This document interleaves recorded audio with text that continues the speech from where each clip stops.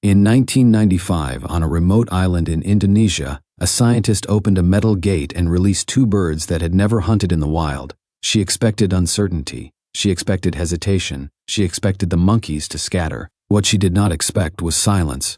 For several seconds, the two enormous harpy eagles simply stood there, watching a forest that had no memory of them. Below the canopy, hundreds of monkeys moved through the branches without alarm. They had lived for generations without a predator capable of reaching them from above. Then one eagle lifted its wings. It disappeared into the trees, and within days the island began to change. The monkeys did not understand what had entered their world. The birds did. They had been built for this forest. Short, powerful wings, massive talons, incredible hearing. A body designed not for open skies, but for sudden attacks between branches. The scientists had planned an experiment. The forest had something else planned. 31 years later, the consequences would become impossible to ignore.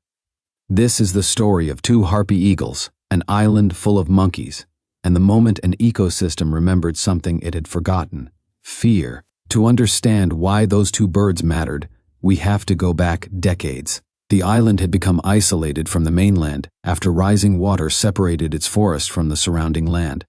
What looked like a natural paradise slowly became a giant ecological experiment. There were trees everywhere. Fruit was abundant. Leaves grew thick across the canopy. Birds nested in the branches. Monkeys moved through the upper forest almost without interruption. From a distance, everything looked healthy. But scientists looking closer saw a different story. The oldest trees were surviving, but the next generation was struggling. Seeds disappeared before they could germinate. Young plants were eaten. Bird nests were raided, and monkey populations were increasing because almost nothing forced them to leave the best feeding areas. The forest was not collapsing dramatically. It was aging quietly. That distinction mattered. A forest can remain green while its future disappears. An old tree can stand for hundreds of years while almost no young trees replace it. A population can look abundant while slowly destroying the resources it depends upon. The missing ingredient was not food. It was pressure. For generations, the monkeys had not needed to look up. They could spend hours in exposed branches. They could cross open sections of canopy. They could raid nests. They could feed on seeds. There was no powerful aerial hunter waiting above them. Eventually, behavior changed. Young monkeys learned from older monkeys that the sky was safe. No alarm call was necessary. No constant scanning was necessary. No emergency escape route was necessary. The memory of danger had faded. Scientists call this kind of animal predator naive. It happens when a species lives long enough without a threat that once shaped its behavior. And that created an extraordinary opportunity. What if the missing predator could be returned? The answer was the harpy eagle. The harpy eagle is one of the most powerful forest predators on Earth. Females can become enormous. Their wings can stretch more than 2 meters. Their talons are long, curved, and powerful enough to seize large arboreal prey. But their greatest weapon is not simply strength, it is design. Their wings are relatively short and broad, allowing them to maneuver through dense rainforest. Their hearing helps them detect movement below the canopy. Their bodies are built for explosive attacks over short distances. They do not need an open sky. They need trees, and this island had plenty of them. The problem was that the eagles themselves had become rare. Their survival depends on mature forests, giant nesting trees, and enough territory to support a hunting range. When forests disappear, the birds disappear with them. So before the scientists could release 2 eagles, they had to learn how to keep them alive. Captive breeding became a major part of the conservation effort. The birds needed controlled environments. They needed carefully selected pairs. They needed veterinary care. They needed food, and enormous amounts of it. A wild harpy eagle might capture prey every few days. In captivity, that natural process had to be replaced by people. Rodents, rabbits, other meat. Everything had to be transported, stored, prepared, and delivered. The irony was impossible to miss. A bird that could feed itself for free in the forest required an enormous human effort to survive behind a fence. The conservation program continued because the objective was larger than any single bird. The goal was to return a predator to a system that had lost it. Eventually, 2 young eagles were selected. They were healthy, they were strong, but they had never hunted in a natural forest. They had never watched a monkey troop. They had never chosen a target. They had never needed to survive without human support. So, the scientists built an acclimatization enclosure. The birds were allowed to experience the forest gradually. They heard insects, they heard rain, they heard monkeys, they smelled wet vegetation. They felt the wind moving through the canopy. Then one day the doors opened. The first eagle stepped outside. It hesitated. For a few minutes it simply watched. Then it flew. The second eagle followed later. The experiment had begun. For the first few days nothing seemed dramatic. The monkeys were curious. Some watched the birds, some approached them. Some continued feeding in exposed branches. They had no reason to understand what the eagles represented. That was the first major surprise. The predator had returned. The prey did not know it was supposed to be afraid. Then came the first kill. Everything changed. The scientists had predicted hunting. They had expected the eagles to capture prey. But they had not fully predicted how the prey would respond. The monkeys began changing their behavior. Some moved lower. Some stayed closer to dense vegetation. Some stopped using certain branches. Some became more cautious when crossing gaps between trees. The upper canopy, once a safe feeding area, became dangerous. A branch was no longer just a branch. It could be an ambush point. A clearing was no longer just a path. It could expose an entire troop. The forest had gained a new dimension. Fear had become part of the landscape. And this is where the experiment became far more important than the number of animals killed. A predator does not have to kill every prey animal to change an ecosystem. Sometimes its presence is enough. If monkeys spend less time eating seeds, more seeds survive. If they stop raiding nests, more birds reproduce. If they avoid certain trees, those trees experience less pressure. If they move into different areas, other species gain access to food. One predator can create hundreds of indirect effects. Scientists began seeing them. Bird nesting success improved in some areas. Monkey activity changed. The forest floor became more important. Some animals became more nocturnal, others became quieter. And the most successful survivors were not necessarily the strongest. They were the most alert. That was something the scientists had not expected to see so quickly. Behavior was changing. The monkeys were learning. One of the most fascinating changes involved alarm calls. For generations, the island's monkeys had lived without a specialized response to large aerial predators. Now they were being forced to develop one. When an eagle appeared, some animals reacted, others watched them. Young monkeys copied older monkeys. Individuals that responded too slowly were exposed. Individuals that reacted correctly were more likely to survive. Over time, a simple lesson began spreading through the population. Look up, listen, move, hide. The island was teaching its animals a language of danger. And then came another unexpected behavior. Some monkey troops began staying close to human researchers. Why? Because the monkeys had discovered something. The eagles avoided humans. The researchers accidentally became moving shields. A group of monkeys could remain near a team of scientists while watching the sky from relative safety. Nobody had designed this strategy. Nobody had taught it to them. The monkeys discovered it themselves. This revealed something fundamental about wildlife. Animals are not passive pieces on an ecological board. They make decisions. They observe. They remember. They copy. They experiment. And when an environment changes, they can sometimes change faster than scientists expect. But the experiment also created a serious problem. The island was small. The prey could not simply disappear into an endless wilderness. There were no vast corridors leading into another forest. There was no large buffer zone where populations could recover. And there were not enough competing predators to create the complex pressure found in a larger ecosystem. The scientists had restored one missing piece. But restoring one piece does not automatically restore the whole machine. This created an ethical dilemma. Should the experiment continue? If the eagles were removed too soon, scientists might never know whether their presence could produce long-term ecological recovery. If the eagles stayed too long, monkey populations might fall beyond a safe level. There was no perfect answer. The forest was changing because the animals were changing. The monkeys were no longer behaving like animals living in a predator-free world. They were becoming cautious again. They were using cover. They were changing routes. They were watching the sky. The return of fear had changed their relationship with the forest, but the experiment could not continue forever.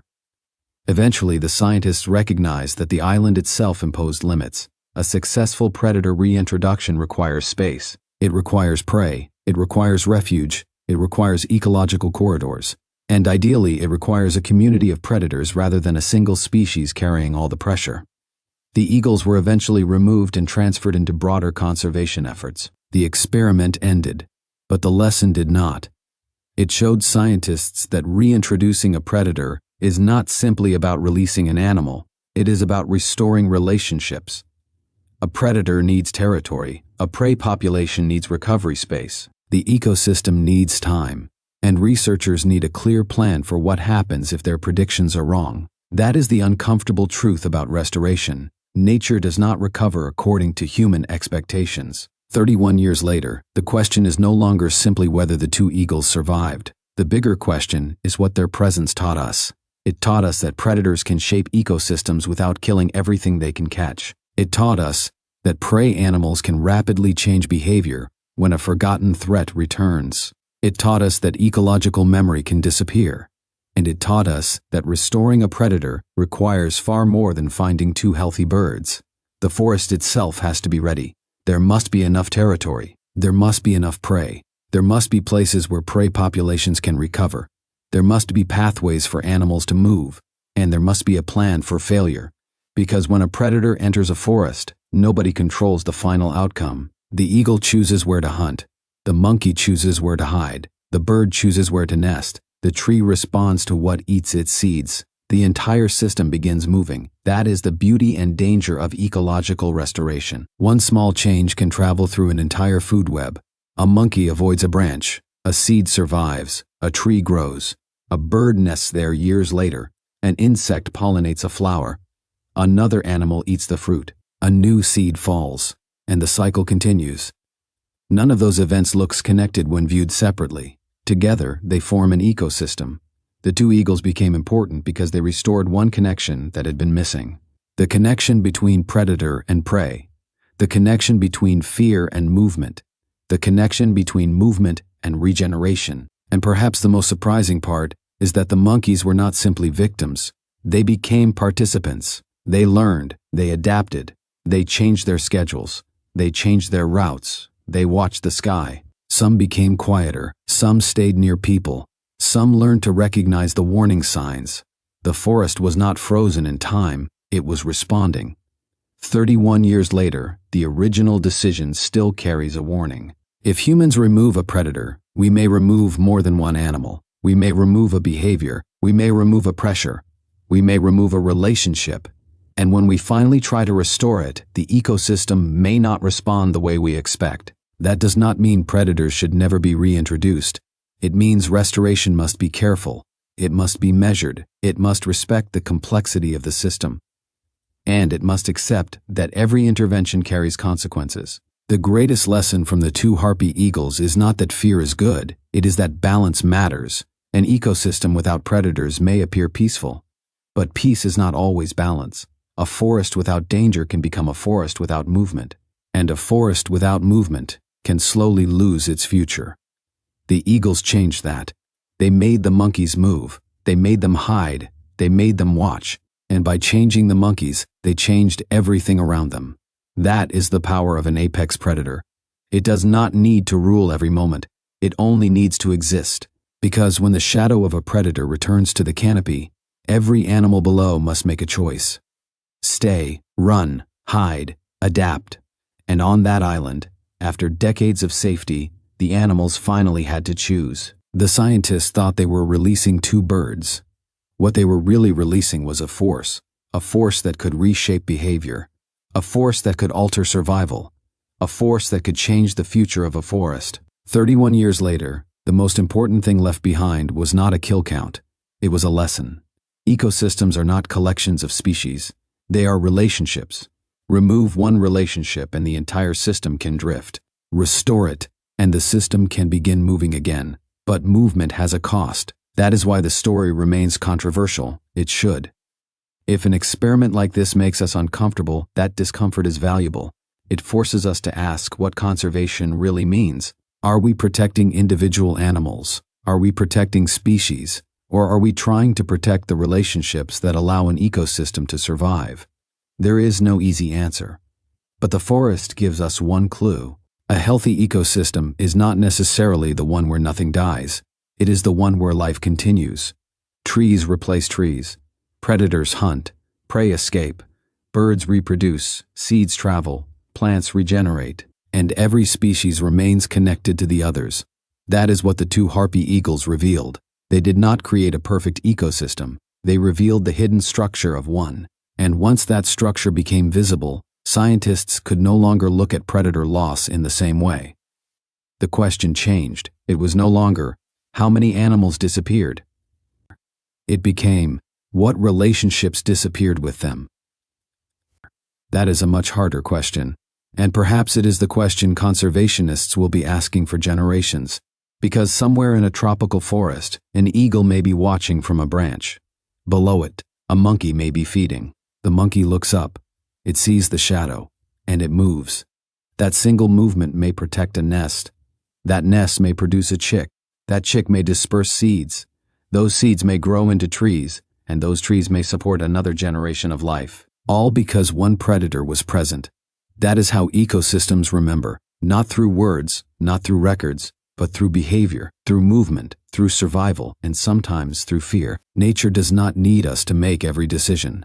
Sometimes it needs us to restore the missing connection, step back, and watch what happens. But if we choose to intervene, we must be ready for the answer to be more complicated than the question. Because nobody can predict every shadow in a forest. Nobody can calculate every choice made by a frightened animal. Nobody can model every seed that survives because a monkey decided to move. And nobody can know exactly what a forest will become 31 years after two predators return. That is why this story matters. Two birds entered an island full of monkeys. The monkeys had forgotten the sky. The eagles reminded them. And the forest changed. When humans repair nature, we cannot demand that nature return to the exact state we remember. The future ecosystem may be different. The animals may behave differently. The forest may reorganize itself. Recovery is not a rewind button. It is a new chapter. The two harpy eagles were only the beginning of that chapter. The island had spent decades without them. Then, suddenly, the sky was dangerous again. And once the sky became dangerous, everything below had to change. 31 years later, that is what nobody saw coming. The return of two birds did not simply change the number of monkeys. It changed what the monkeys believed was possible. It changed where they went, when they moved, how they fed, where they hid, and how they survived. The forest had regained something it had lost long before anyone realized it was missing: pressure, fear, movement, and balance. So the next time you see a predator at the top of a food chain, remember this story. It may look like one animal hunting another, but underneath that moment is an entire network of consequences. A shadow crosses the canopy. A monkey freezes. A bird survives. A seed falls. A tree grows. And somewhere years later, another generation enters the forest. That is the hidden power of predators. They do not just take life.